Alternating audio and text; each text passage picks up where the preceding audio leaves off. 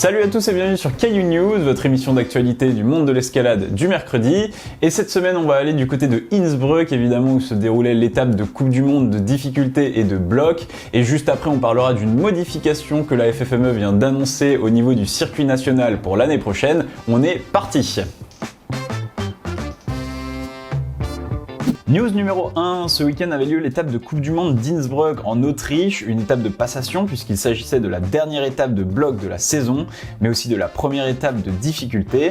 En bloc, on commence par les femmes où l'on retrouvait en finale nos deux protagonistes principales de la dernière étape en la présence de Natalia Grossmann et d'Anna Meul.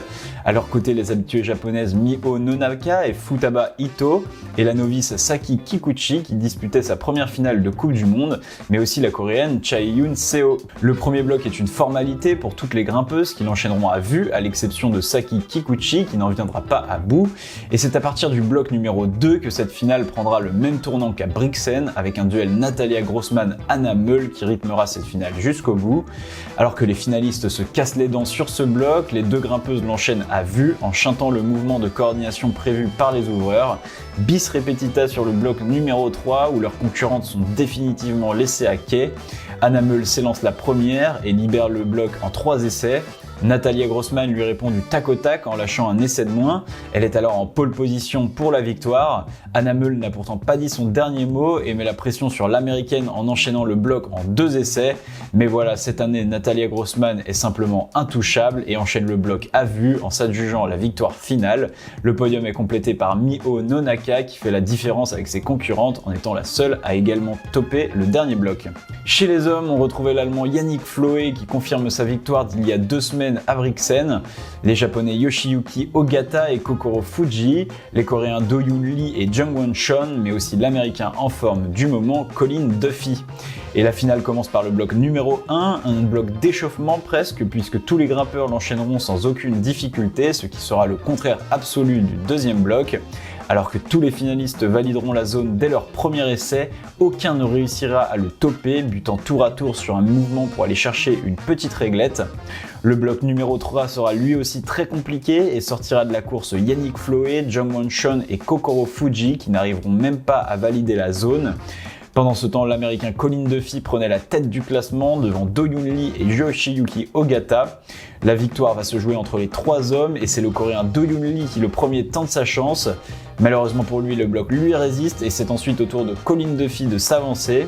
En difficulté durant les 4 minutes, on le sent tout de même progresser petit à petit et c'est bien à 4 secondes de la fin du temps que l'américain va venir doucement matcher sa deuxième main sur le top, prenant la première place du classement. Le japonais Yoshiyuki Ogata peut alors encore passer devant. Pour cela, il n'a besoin de réussir le bloc en seulement 3 essais, mais cette marche sera trop haute à franchir pour lui qui ne valide que la zone. Il finit 3e derrière le coréen Do Yoon Lee.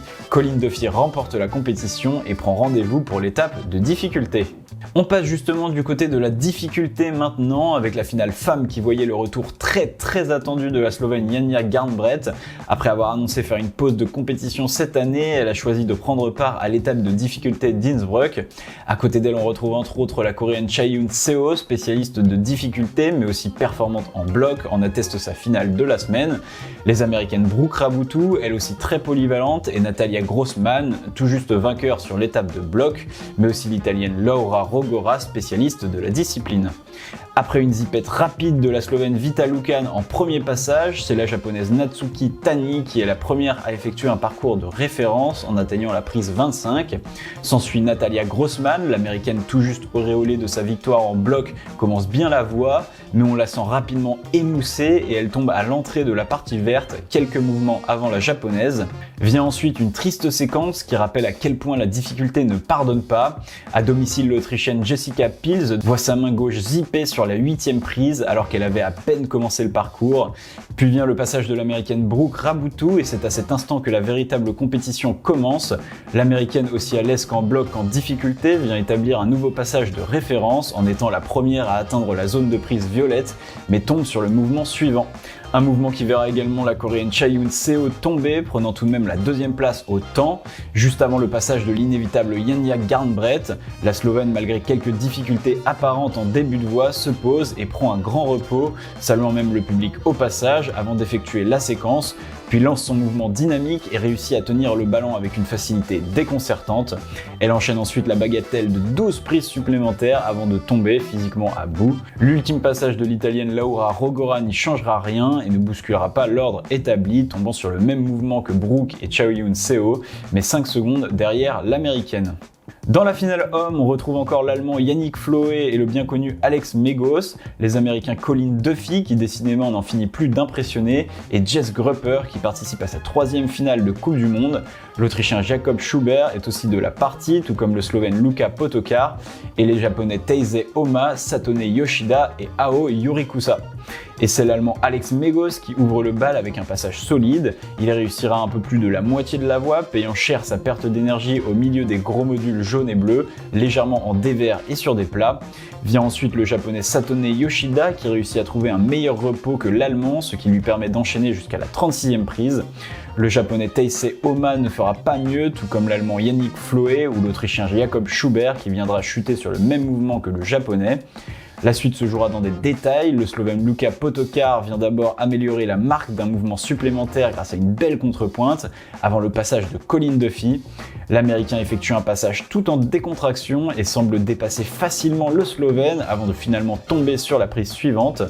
L'autre américain Jess Grupper s'empare de la 3e place en tombant un mouvement avant son compatriote, à l'instar du japonais Ao Yurikusa qui lui passe devant à la différence de temps. C'est donc Colin Duffy qui remporte cette étape, devenant le premier homme à réussir un doublé bloc difficulté en un week-end et confirmant sa place dans les grimpeurs les plus en forme du moment. News numéro 2, la FFME, fédération qui gère notamment le circuit compétitif d'escalade en France, vient d'annoncer la modification du circuit national de bloc et de difficulté pour l'année prochaine. Il s'agit notamment de rajouter une étape sélective intermédiaire, selon le nom qui lui a été donné, entre les championnats régionaux et les championnats de France. Pour cette nouvelle étape seront sélectionnés 70 compétiteurs par catégorie et par genre dans chaque ligue nord et sud. Cette étape concerne à la fois les juniors et les seniors qui compétiteront lors de même week-end.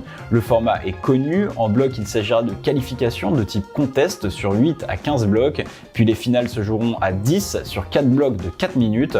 Pour la difficulté, les qualifs se joueront sur 2 à 3 voies à réaliser en flash, soit avec information sur la voie, puis une finale entre 10 compétiteurs avec une voie à réaliser à vue. Les championnats de France sont eux aussi modifiés. Le nombre de compétiteurs est limité à 50 par genre pour le championnat de France senior et 60 par catégorie et par genre pour les juniors. Concernant le format, ils sont assez habituels puisqu'il s'agira de formats de type Coupe d'Europe pour les jeunes et de type Coupe du Monde pour les seniors. Je vous laisse les détails ici et si vous voulez en savoir plus, le lien de l'article est en description. À titre personnel, je n'ai jamais participé à ce circuit. Je ne saisis donc pas aussi bien qu'un compétiteur la teneur d'une telle modification. Donc si vous êtes concerné par l'événement ou connaissez bien le circuit, je vous invite à donner votre avis en commentaire sur l'ajout de cette étape. Et voilà, c'est tout pour les news et on enchaîne maintenant avec les croix de la semaine. Et on commence par se rendre sur le site de Krakowo.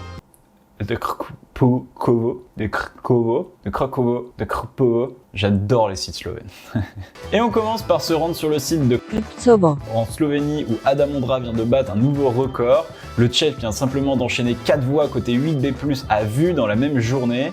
Pour rappel, enchaîner une voie à vue signifie la réussir lors de son premier essai, mais à la différence d'un flash, cela signifie aussi l'enchaîner sans jamais avoir eu d'informations sur la voie, ne pas avoir regardé de vidéo d'une précédente ascension, ni avoir eu de conseils de la part d'un autre grimpeur donc.